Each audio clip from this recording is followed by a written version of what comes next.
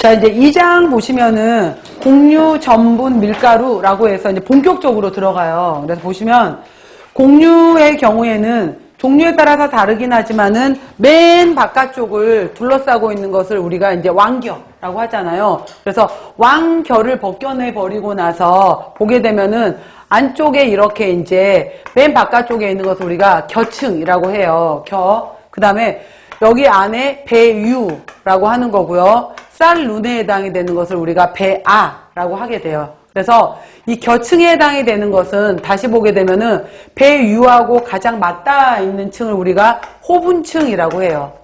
그 다음에 그 바깥쪽에 해당이 되는 것을 종피, 제일 바깥쪽에 있는 것을 과피라고 해서 가끔 문제 중에서 겨층의 이름 중에 배유와 맞닿아 있는 것의 이름은 무엇이냐 이렇게 물어보게 되면은 호분층 이렇게 책에 다 있어요. 호분층이라고 되어 있고 그 다음에 이제 이 겨층하고 배아 부분에 뭐 여러 가지 비타민, 무기질, 단백질, 영양가가 많이 있어. 근데 문제는 이 겨층하고 배아는 섬유질이 많다 보니까 익히기가 쉽진 않은 거예요. 그 다음에 소화가 잘 안 돼. 그래서 우리가 일반적으로 도정한다라고 했었을 때 최종적으로 도정을 해서 마지막으로 다 없애버리고 나서 백미를 자세히 보게 되면 이런 모양으로 만들어져 있거든요. 자세히 보면 이 모양인데 이게 바로 이제 겨층도 없애버리고 배아도 없애버리게 되면 우리가 가운데 배유 부분만 남겨놓은 것을 백미라고 하는 거예요.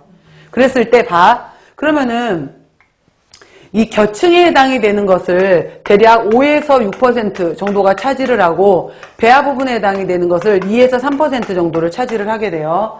자, 볼게요. 다시. 그래서 배아의 배유 성분이 많으면은 밥알이 이제 우리가 입에서 씹었을 때 부드럽거든. 그러니까 기호성, 밥맛이 좋다라고 하는 거고 쌀룬, 배아 부분이 많아질수록 우리가 영양가가 좋다라고 하는 거예요. 쌀룬이 있는 쪽이. 자, 배아는 곡류 나달의 2 내지 3%야. 그런데 여기는 불포화 지방산이 많고 불포화 지방산들은 산소하고 만났을 때 쉽게 산패가 돼요. 그리고 리파즈에 의해서도 쉽게 산화되기 쉬우므로 시중에 판매되고 있는 대부분은 배아를 제거해요. 그리고 이제 판매 배아 세포는 따로 만들어내기도 한다라고 했고요. 그다음에 그래서 이 배아 부분에 여기라든지 겨층에 있는 기름을 이용해서 뽑아놓은 여러분 쌀기름의 이름이 뭐야? 들어본 적 있을 텐데 쌀에서 뽑아낸 기름을 우리가 미강유라고 하는 거예요. 그래서 왜 여러 가지 그러니까 납중독 이런 거 나올 때 나왔던 거 있었잖아.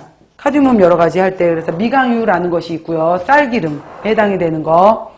배유는 곡류 나달의 대부분을 차지한다라고 했고 배유하고 바로 맞닿아 있는 겨층이 호분층. 그 바깥쪽에 종피, 제일 바깥쪽에 과피가 있다라고 했고요. 호분층도 단백질 지방이 있어. 근데 세포벽이 두꺼워서 소화가 잘 안 돼. 그래서 일반적으로 도정했다라고 했고요. 배유세포에는 안에 들어가게 되면은 전분, 탄수화물, 소량의 단백질이 함유되어 있다라고 해서 밑에 보면은 도정도가 있고 도정율이 있는데 자꾸 봐보세요. 이걸 이해를 잘 못하는데 우리가 이제 현미가 있어. 현미가 있고 그 다음에 5분도미, 7분도미, 그 다음 백미 이렇게 말하는데 이게 무슨 말이냐면 봐봐요.